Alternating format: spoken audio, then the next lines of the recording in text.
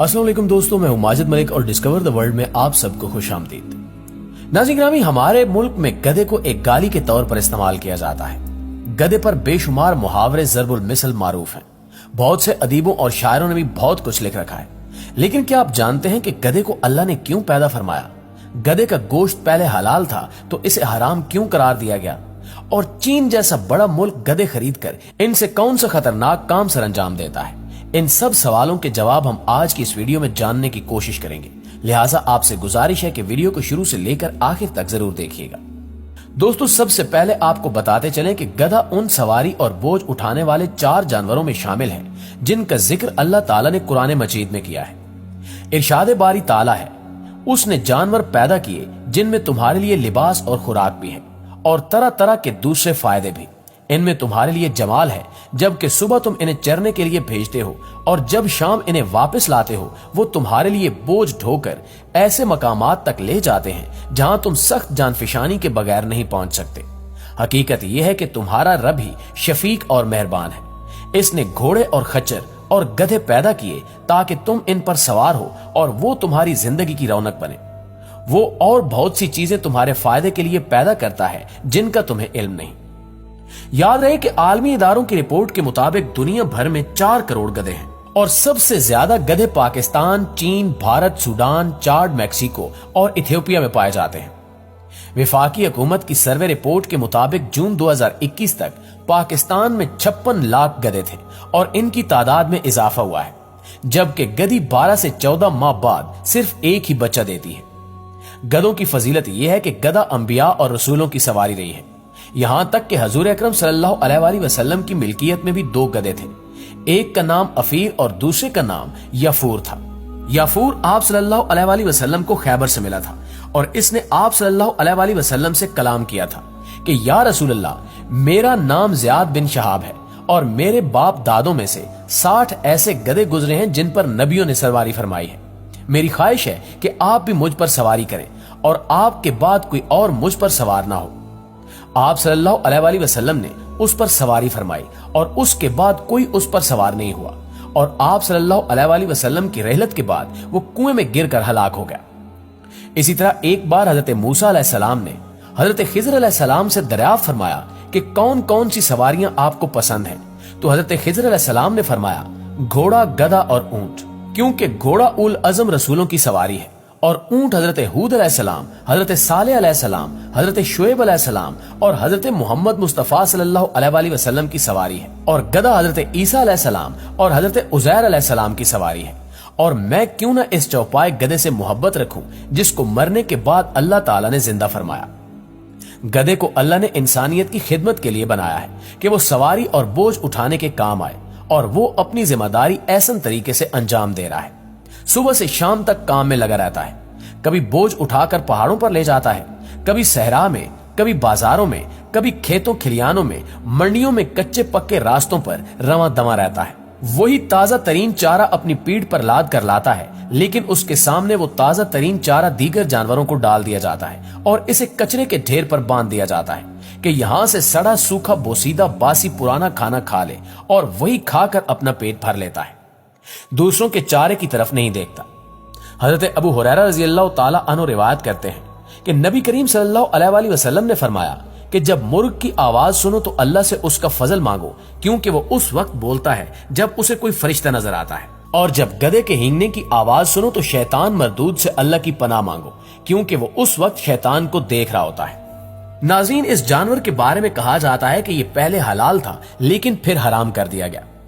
इस हवाले से कहा जाता है कि गज़वा खैबर के मौके पर हजरत सल्लल्लाहु अलैहि वसल्लम ने पालतू गधे के गोश्त को खाने से मना फरमा दिया था, इसलिए पालतू गधे का खाना हलाल नहीं है।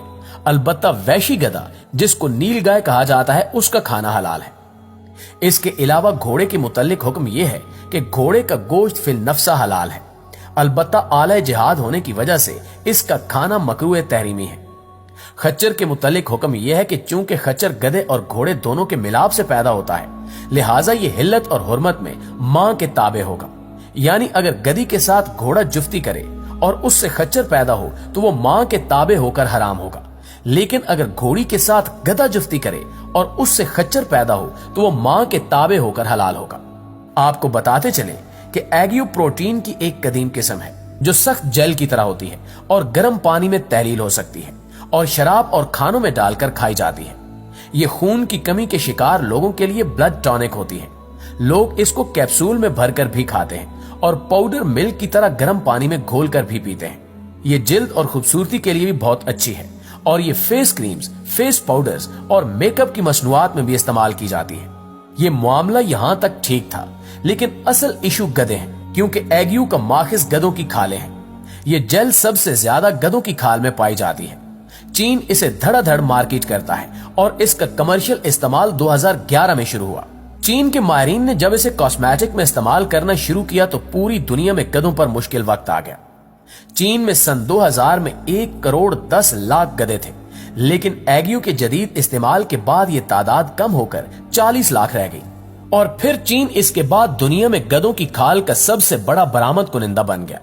ये Uganda, Tanzania, Botswana, Burkina Faso, Mali और सेनेगाल से हर साल गधों की 18 लाख खालें इंपोर्ट करता है, जबकि डिमांड 1 करोड़ खालें हैं। यूं चीन को हर साल 82 लाख मजीद खालें चाहिए। हम चीन के हमसाए हैं, चुनांचे हमारे गधे पिछले 10 बरस से चीन की जद में हैं। पाकिस्तान में 2011 तक 1000 रुपए में गधे की खाल मिल जाती थी, लेकिन जब चीन ने खालें खरीदना शुरू की तो कीमत 30,000 रुपए तक पहुंच गई। पाकिस्तानियों को यह कारोबार मुनाफा बख्श महसूस हुआ, चुनांचे ये लोग गधा खरीदते, इसका गला काटते, खाल चीनी सौदागरों को देते और गधे का गोश्त होटलों में बेच दिया जाता। यूं खाल और गोश्त दोनों बिक जाते और ताजिर दुगना मुनाफा कमा लेते। दूसरी जानिब चीनी ताजिर खाल बीजिंग ले जाते, उससे एग्यू निकालते। एग्यू $388 फी किलो फरोख्त होती है और एक खाल से अमूमन 5 किलोग्राम जेल निकल आती है। ये जेल निकलने के बाद खाल फर्नीचर बनाने वालों को बेच दी जाती है। यूं गधों की खाल फर्नीचर, एग्यू और गधा फरोश तीनों के रिस्क का जरिया बन गई। यह सिलसिला चलता रहा, लेकिन फिर 2016 में पता चला कि सिर्फ गधे की खाल नहीं बल्कि पूरा गधा ही कारामद है और ये कॉस्मेटिक्स में भी इस्तेमाल हो सकता है।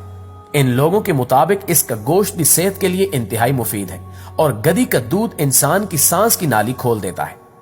इस रिसर्च के बाद चीन में सालम गधे की डिमांड में इजाफा हो गया और चीनी ताजिर डॉलरों के ब्रीफकेस भरकर अफ्रीका पहुंच गए, जिसके बाद डिमांड और सप्लाई का इशू बना और अफ्रीका में गधों का बहरान पैदा हो गया।